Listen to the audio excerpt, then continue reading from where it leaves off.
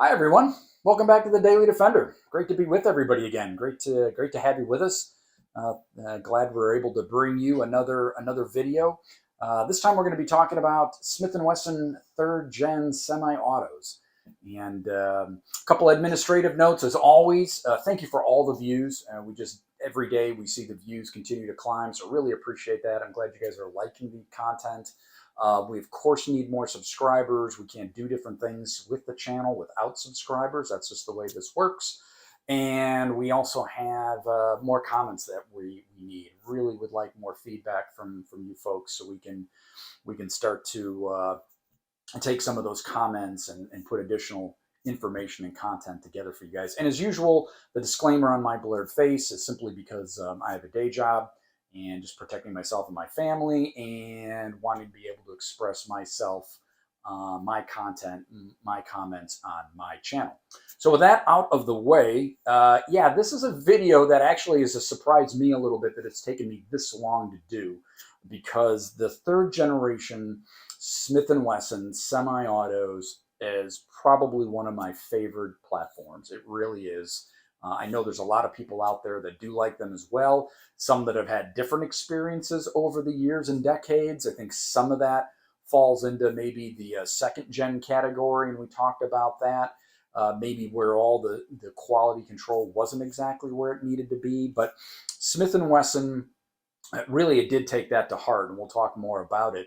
But this third gen semi-auto platform that they evolved to and grew into was really kind of a culmination of everything that they had learned, and also feedback that they were taking. They didn't have an ego to the point where they didn't want customer feedback, law enforcement feedback, police department feedback, etc., on their second gen guns and what then people wanted with their third gen guns. And so it really is the kind of the culmination of everything they had learned. And from my understanding, they started this back in the mid 80s, because the third gen guns were basically a 1990s firearm platform. I think there may have been a release in 1989. I'll kind of check that. But it was certainly a 1990s platform. And then the platform continued into, I think it was around the mid 2000s, because they still had some contracts, and specifically law enforcement. And I think even further was maybe the California Highway Patrol and what they were making for them. And I'll double check it as well. But I think maybe that even pushed some of the guns into right around the 2010 timeframe, maybe even 2012. But final contract, supply from these third gen guns. But they really did take a lot of information and the technology. I don't know if they were fortunate or they were just cognizant of what they needed to do, but the manufacturing technologies that were then available to them in the 1990s that physically just weren't there in the 1980s allowed them to produce these platforms. And all these guns are obviously clear and so forth. And we do have a cleared firearm. This is a 5904, and this is the one that we're going to spend most of our time with in this video. This one has kind of a particular place for me, not this particular serial number, but the 5904 was the very first firearm that I purchased, and turned out to be my off-duty gun for a very short period of time in the right in the 1990s, right in 1990. So this is I love this firearm. We'll get into talk about it. It's a great example of what they were able to do with the third gen guns, and we'll get into all the little details. But the third gen platform again was very interesting. Calibers, materials of construction, finishes, physical size of gun. We've got a 6904 here. This is also a cleared firearm. This the third gens that took Smith & Wesson into kind of this compact range. These were the 5904, 5906, 5903 were considered full size, but they did get into these compact. I don't know if you'd call it a subcompact. Maybe you would. But these were very interesting. And then we also have, this happens to be a 910. This is also a cleared firearm. And this was the Value Series line of firearms that they brought to the table. and we'll talk about that. This deserves its own video, and we'll definitely talk about the value series gun because it's really interesting too, in my opinion, and what Smith and Wesson was thinking and trying to do back then in the mid '90s with this value series, because they could see Glock coming up quickly in the rearview mirror. So very interesting pistol. And again, different calibers, materials of construction, like I've already mentioned. We'll get into the 4-digit model number nomenclature because that gets kind of confusing, but there is a method to the madness. Interestingly enough, the value series, the 910 in this particular frame, was a 3-digit, right? 910. And so, that was interesting, kind of how they harked back to that for this value series. But again, this deserves its own video. So, yeah, without really further delay, we'll get into the 5904 and we'll kind of dive into the Smith & Wesson third generation semi-automatic pistols from the 1990s. So as I just mentioned, this is going to be a video on specifically the 5904, but it's really the start of this video has to be just the third generation pistols in general. And that's kind of the reason I decided to take a little bit of a wider view here on the table today. So you can all get a good view and visual cues on some of these third generation Smiths semi-autos, which for me is just a wonderful platform. I love almost everything about them. I'll tell you a few of my irks, but really I really enjoy the platforms. I really appreciate what Smith & Wesson has done with the platform, how they took the 39, the first gen gun, and all these guns are cleared, right? All the slides are back. But we'll triple check all that. But again, what Smith & Wesson was able to do, taking the first gen gun, the 39 and the 59, and we've got a video on the 39. If you haven't seen that, check it out. It's got some great, amazing history with Navy SEALs and the Illinois State Police. If you haven't seen that video, check it out. But this pistol in its own right is kind of legendary in terms of what it was able to accomplish with Smith & Wesson and law enforcement, and like I said, the Navy SEALs in Vietnam and all that. But really what they were able to do, when we kind of take that 39 out of the picture, what they were able to do then with the second gen, but then really specifically the third gen guns, and where they took this platform is pretty neat. And so the third gen guns, like I mentioned, started in the late 1980s. In fact, the 5904 and some of the other firearms were actually issued in 1988, and then grew through the 90s with some production changes, and we'll talk about that. And it really generally is a 1990s platform.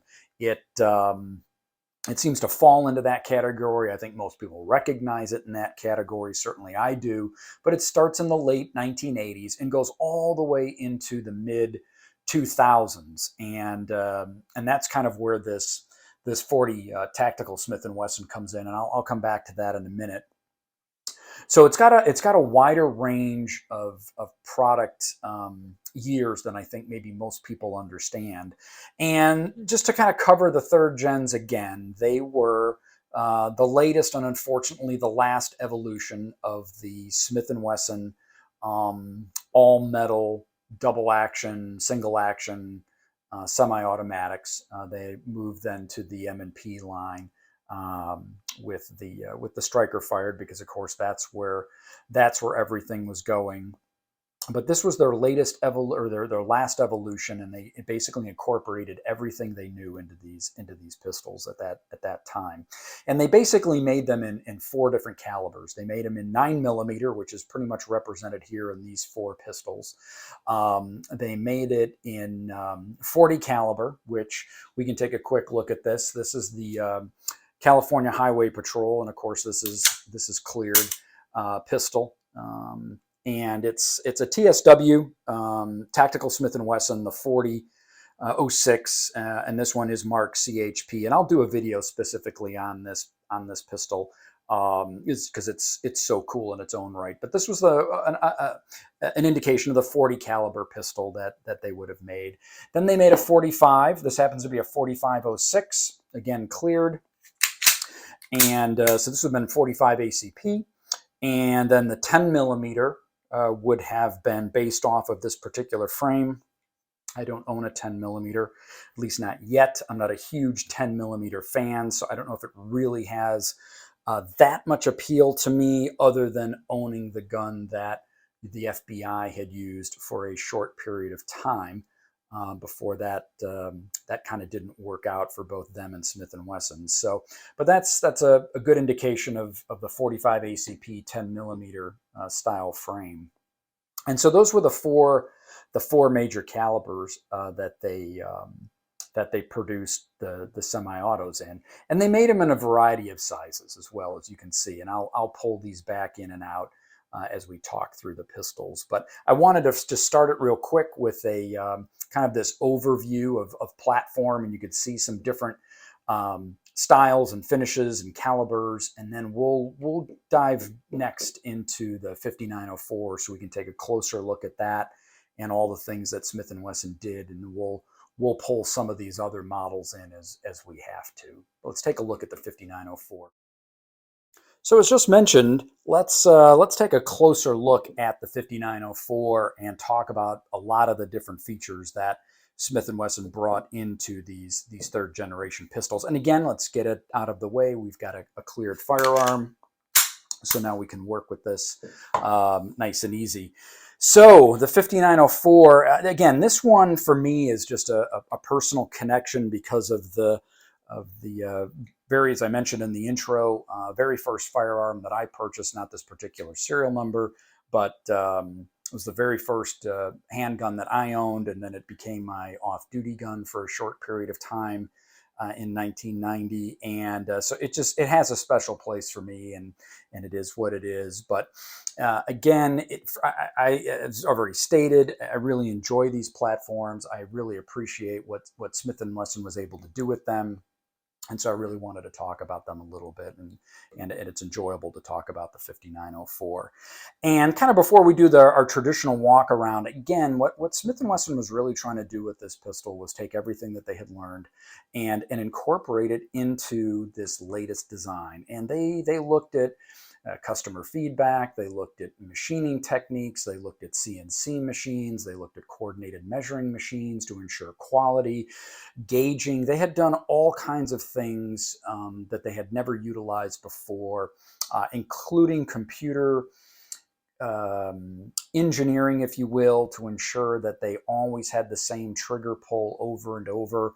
Very methodical and interesting how they wanted to do that to make sure they had as good a double action, single action pull as they could. My understanding, there were complaints about the second generation guns, and I think I mentioned that in my video on the 459 that I own. I kind of fall into that camp. I do think the trigger on the 459, for me, of all three generations, at least of the firearms I have or been exposed to, is the poorest, unfortunately. The first gen guns seem to be really good, or certainly good, and maybe that has to do with again, some of the internals, and before they brought, I think, the firing block safety over to the second gen gun, if I remember right. But then they really took a step forward with the third gen guns. And if you're considering any of these, they're all a lot of fun to own. If you've seen the video on the 39 and the first gen guns, I just think they're totally cool. The historic vintage side of it.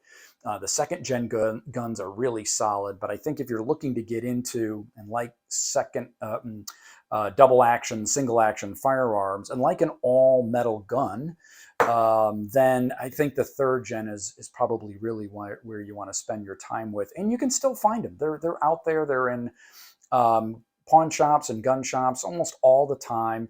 Maybe obviously not every model. You might walk in and see the 5904. You might walk into another shop and see a 5906, what have you.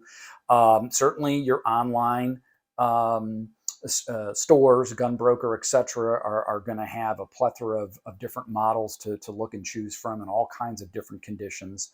And a lot of them are law enforcement owned or traded in or security guns, and you can usually tell those, by the amount of wear that they've had. But there's also a lot that were just purchased back in the 90s, maybe not necessarily collector items, but were owned, picked up, Smith & Wesson semi-automatic, etc. We know that, semi-automatics were outpacing revolvers by the mid 80s. So by the time these really got going, 88, like I said, into the 90s, and if you wanted a Smith & Wesson and didn't want a Beretta or something like that, this was probably what you were going to pick up. And so there were a lot of them made, more than a decade for the most part.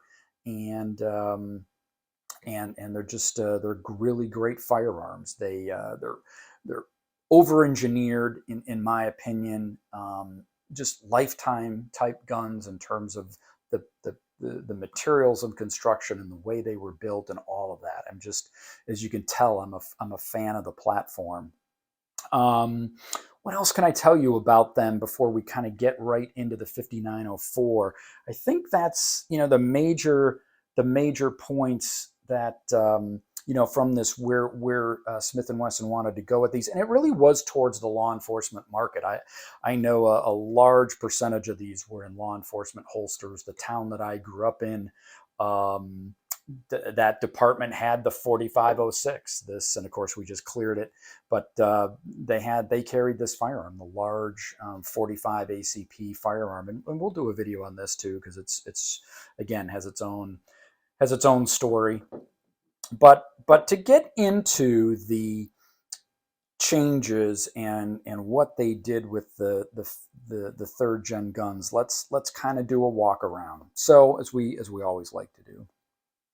So this is a 9mm, what Smith & Wesson considered a full-size firearm at the time, although obviously a little bit smaller than the very large frame that I just showed you, the 4506 or the 10mm. And this particular version, the 5904, had a steel slide, and an aluminum bodied frame. And it is it's a solid firearm from a weight standpoint, but by no means overly heavy. It's very comfortable, in my opinion, in its weight and its balance, etc. And yeah, I don't have any particular problem with that. But again, I tend to like an all steel gun or all metal gun, double action, single action. So this fits my criteria. But if we kind of do our walk around, we'll talk about all kinds of different things, and I'll try to remember all the different changes that they made as best I can compared to, let's say, a first gen or second gen gun. So the first thing, I think, the slide, we've got the steel a steel slide. This is a blued gun, obviously. They came in stainless steel, as you saw the 4506. And they also came, the 5903 was a model that had a stainless steel slide, and it had this kind of brushed or satin alloy frame. And I did own one for a short period of time. I'll try to find a picture and put it up in the video. I liked it. I did not care for the satin finish. The satin finish that they put on the frame, I didn't care for. I didn't think it wore particularly well. The bluing on these guns for Smith & Wesson was okay, or maybe a little above average. Maybe a little above average is a bit more fair. This one's in very good shape, I think, for its age. But you will see firearms, these blued firearms, these third gens, with wear along the high points and holster places, etc. They weren't up to the standards of today, if you will. They didn't have maybe that technology, if you will. Or hadn't migrated to it. Maybe they would have if they would have gotten to a fourth generation gun, but that never happened. So they were sticking with this bluing, and it did okay. This one has a little bit of wear down here on the front strap, but really this is a firearm that was in really good shape. I was fortunate to find a 5904. It wasn't the exact one I wanted. The original My Gun that I owned back in the day actually had the adjustable sights, so like this 4506, these adjustable sights with kind of these ears or sides to them. That's what this one, my original one, had. And that brings us up. Maybe it's a good place to start is the sights. Just since we're jumping from the slide up here to the sights, when Smith & Wesson brought the third gens out, they started in the late 80s with these fixed 3-dot.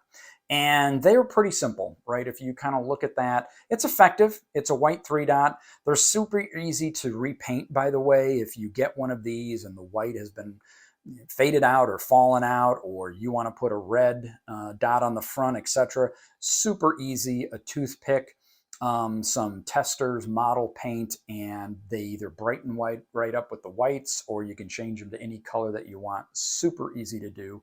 But this one is and maybe I should state that this 5904 is a 1989 model, so it's definitely one of the earlier ones. This isn't even into the 1990s yet. And it has, like I just said, this very relatively simple 3-dot sight, this kind of half moon or shoulder, whatever you want to call it, rear sight, and then a simple front sight. But this, you could drift this out. It's not a part of the slide like it was in the first and second gen guns. Shortly thereafter, I don't know exactly when, I believe it was around 1990, but I'll see if I can determine that. And I've got to pull another firearm here. And again, this one is clear. This is a 6904. This is also a double stack. We didn't talk about that yet, but this is a double stack, kind of a compact version, if you will. And at some point in the 1990s, and I think it was very early in the 90s, they started to utilize these Novak sights. It's still a 3-dot sight, and again, super easy to paint if you want to change any of the colors or just recolor in the 3-dot white sight picture. But these Novak sights were this ramped matte finish on the top to reduce glare, and it was a nice little touch, very snag free. And that was really the majority of the rear sight that you saw on the third gen guns through the 90s was the Novak, unless of course you opted, and it was an option, to go with the adjustable sights like we talked about, that look like this one on the 4506. So very interesting.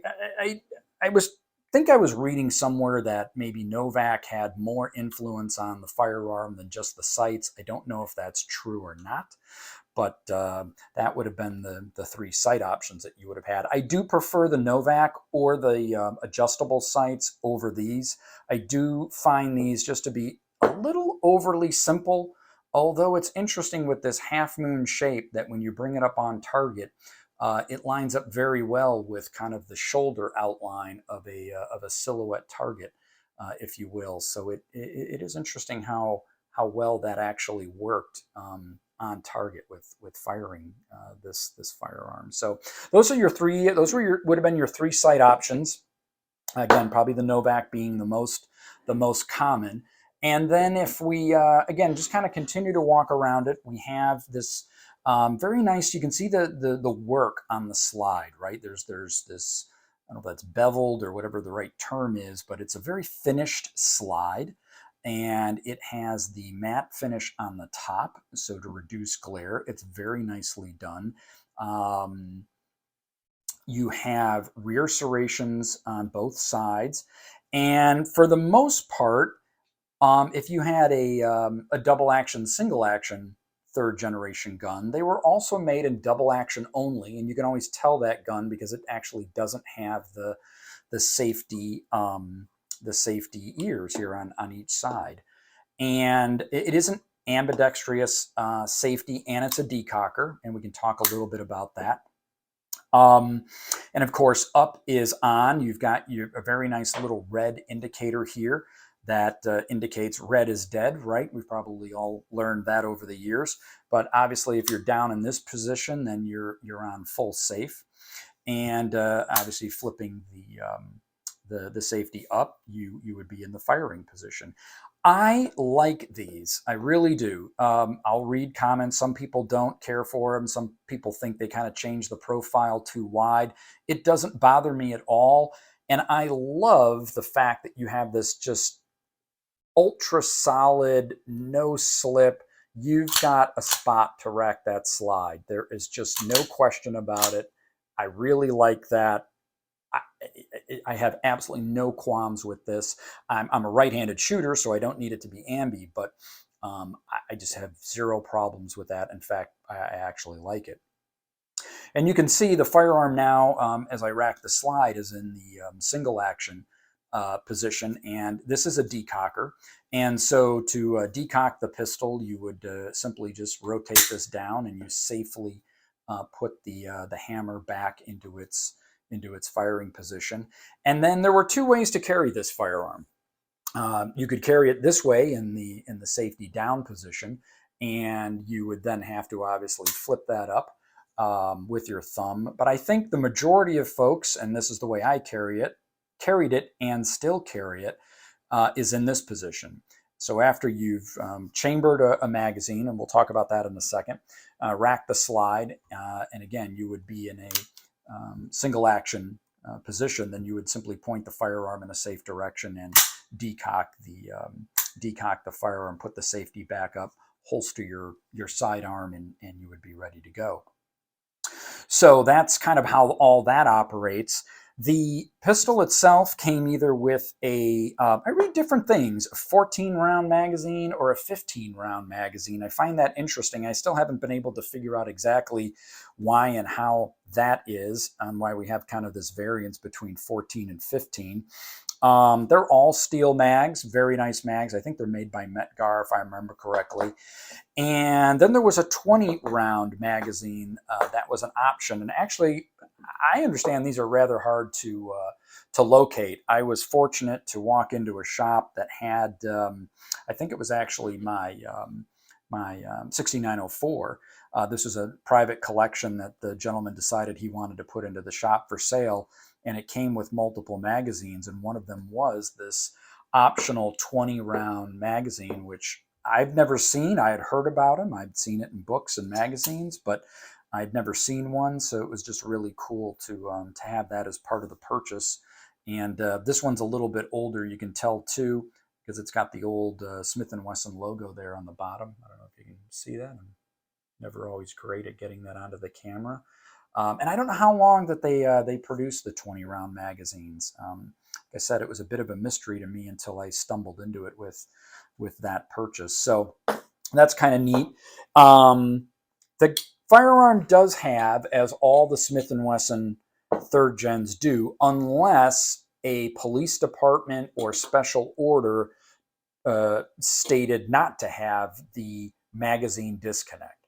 So all of the third gen guns have a magazine disconnect. And if you're not familiar with that, effectively, and again, we've got a cleared firearm here, the trigger will not function without a magazine in place. So you have to have an inserted magazine in order for that trigger to actually be enabled.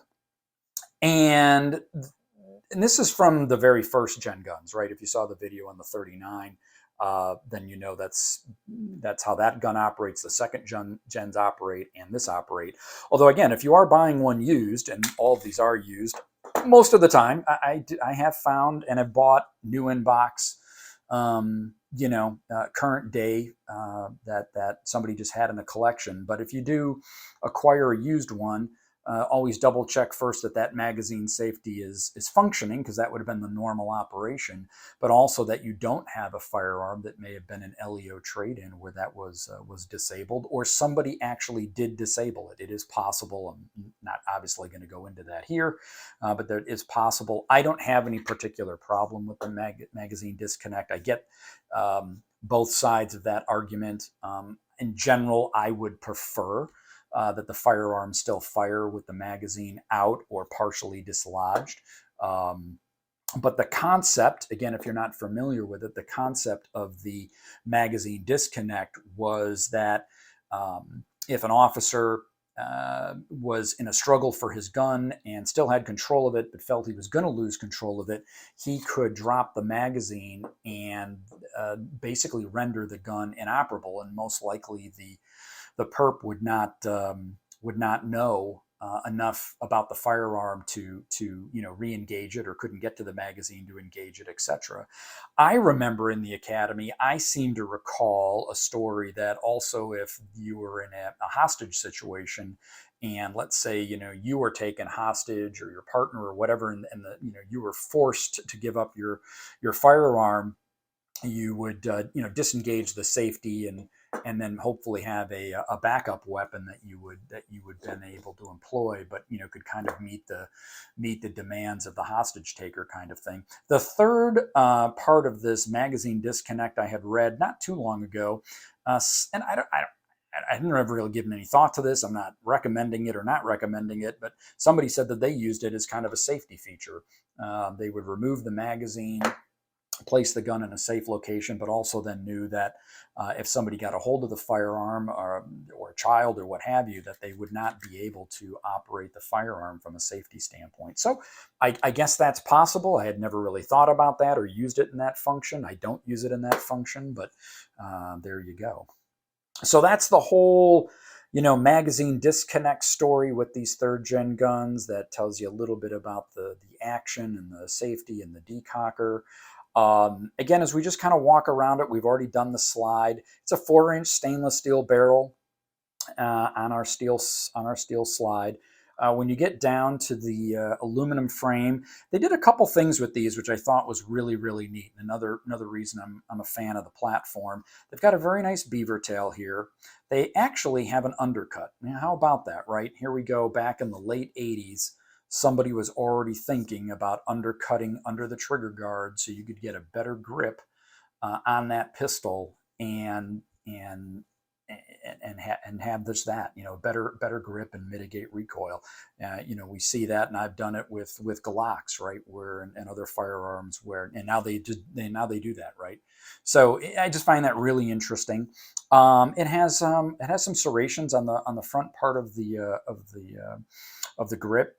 These wraparound grips, this was new for the third generation guns, right? Before they were either wood panels, like the 39, or they were plastic in the 59 and the second gen guns.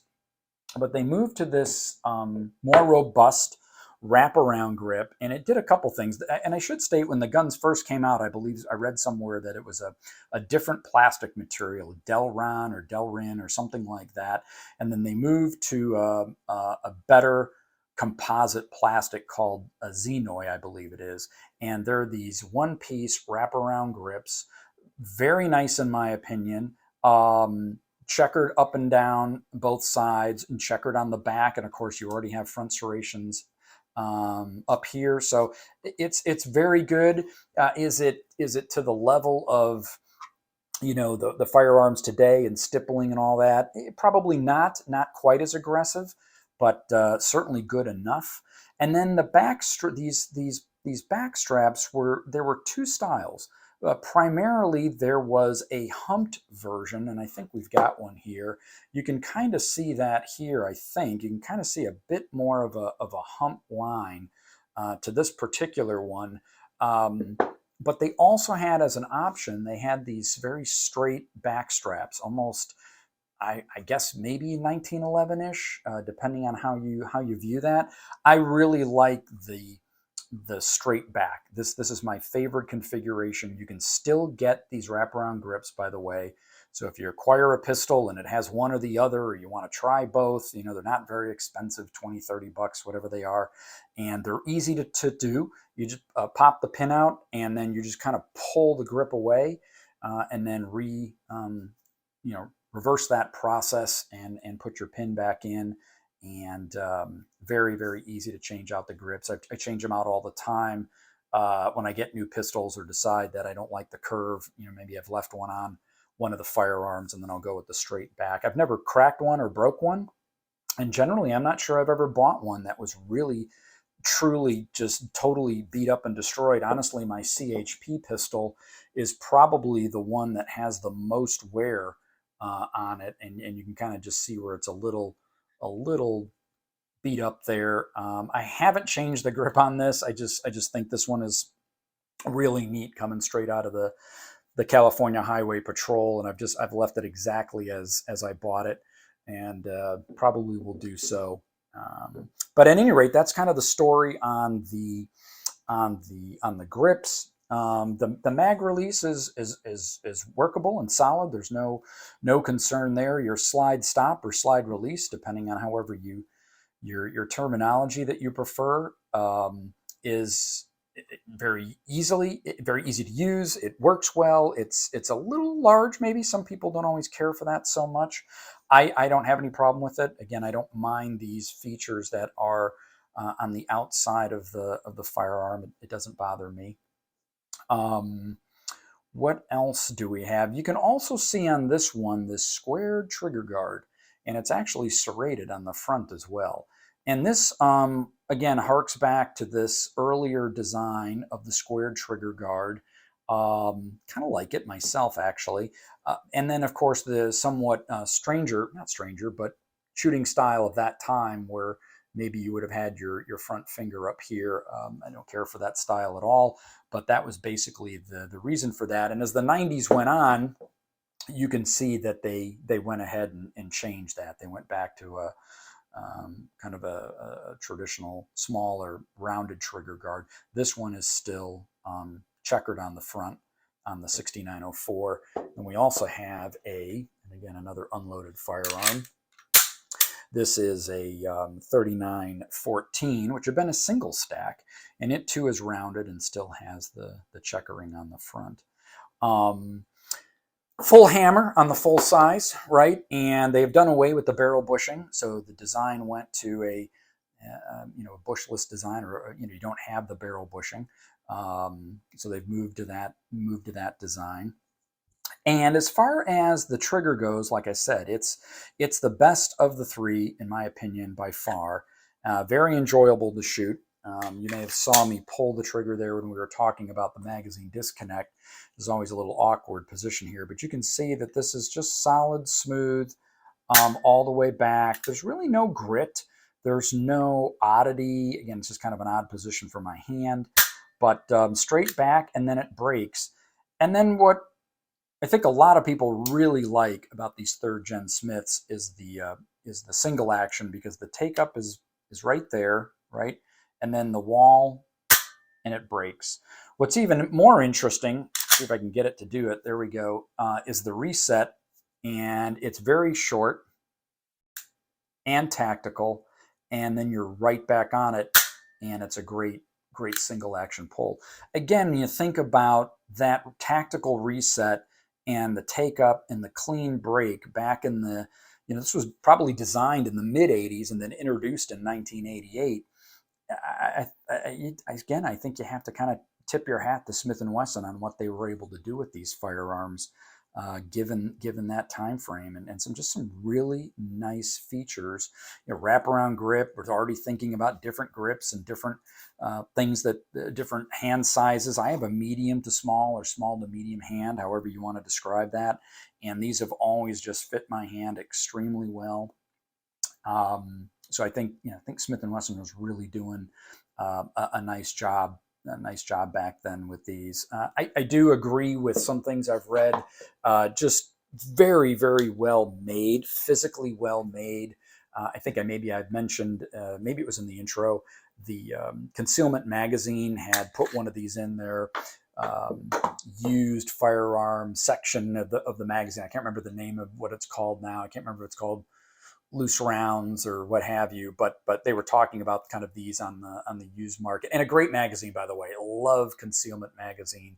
If I can find the one I'm talking about, I'll try to edit it in or take a picture of it. But they were just saying how over-engineered these guns were, and that was really true, because they were designed for law enforcement. There was a lot of input taken in the 80s. That's why all of these design cues came into play: the different grips, the wraparound. I need a better trigger. This and that. That was all input from law enforcement and police officers and police departments, and it made it into this gun. And I'll see if I can find some of my notes. I think there's departments and people that have commented on tens of thousands of rounds, 40,000 rounds. 90,000 rounds, etc. on these firearms. When I was shooting these firearms in the 90s, it was interesting. I didn't know what failure to feed was, and stovepipes and all this stuff. These guns just shot stuff. And so, yeah, that's my 5904. That's the the third gen Smiths. I don't think I'm forgetting to tell you anything about them. I think again they're just great, solid firearms.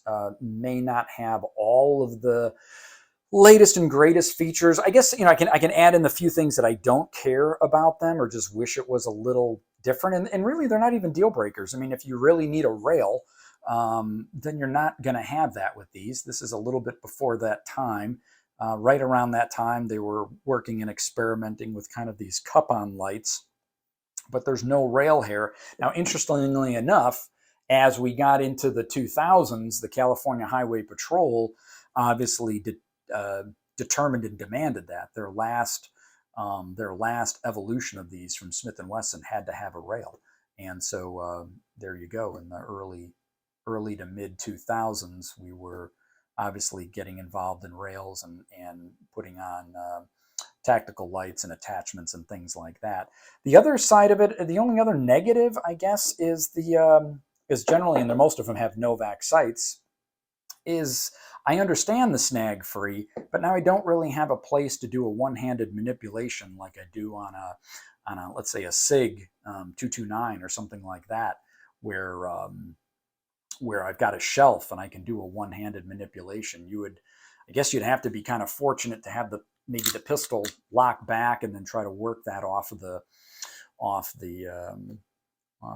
part of the slide there if you absolutely had to. But that's probably, those are the only two major complaints, I guess, if that's even the right word, that I would add in on these. You could argue the weight. You could argue some of the slightly larger features, but it's nowhere as bulky as, like, let's say, an H&K. Double action, single action, if that doesn't appeal to you, then, this firearm won't appeal to you. I like it. I carried a Glock for a long time and decade plus, and kind of came back to double action, single action a few years ago. I don't know what it is now, 2 or 3 years ago. As a civilian, I felt that, maybe this is a slightly safer platform, perhaps, given you're just not doing all the tactical training that maybe everybody else is. We all get out, hopefully, and do our range training, and we all hopefully get out and do some tactical training like I do. But still, that skill can be kind of a shelf life skill.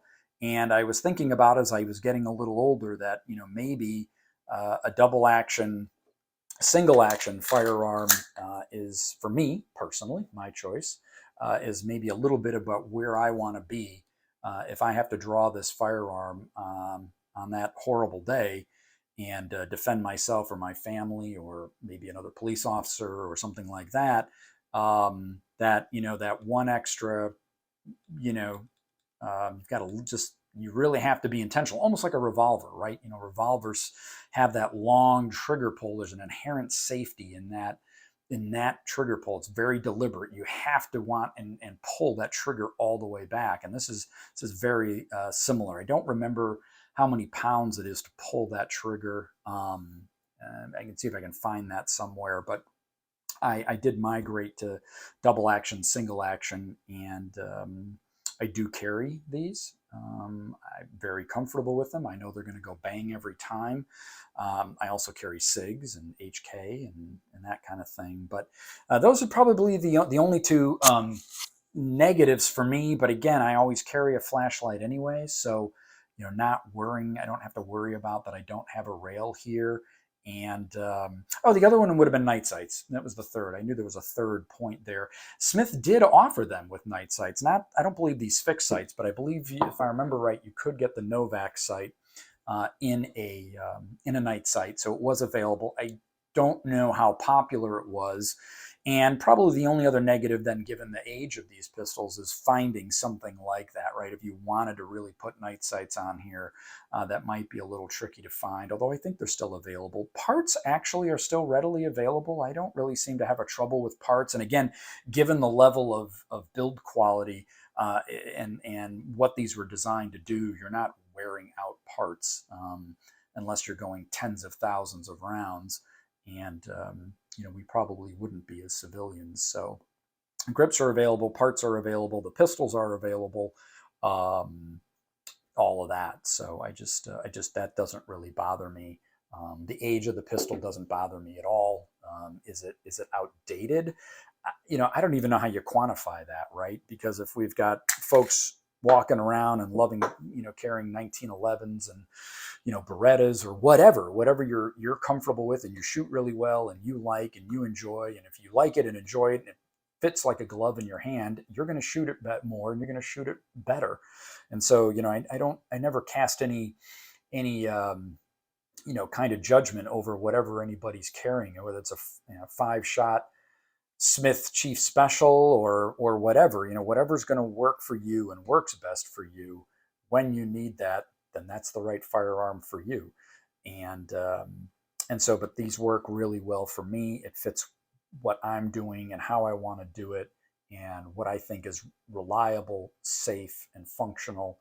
And I think the Smith really got it right, in my opinion, with the 3rd generation in terms of what they were trying to do to get this pistol to the next level.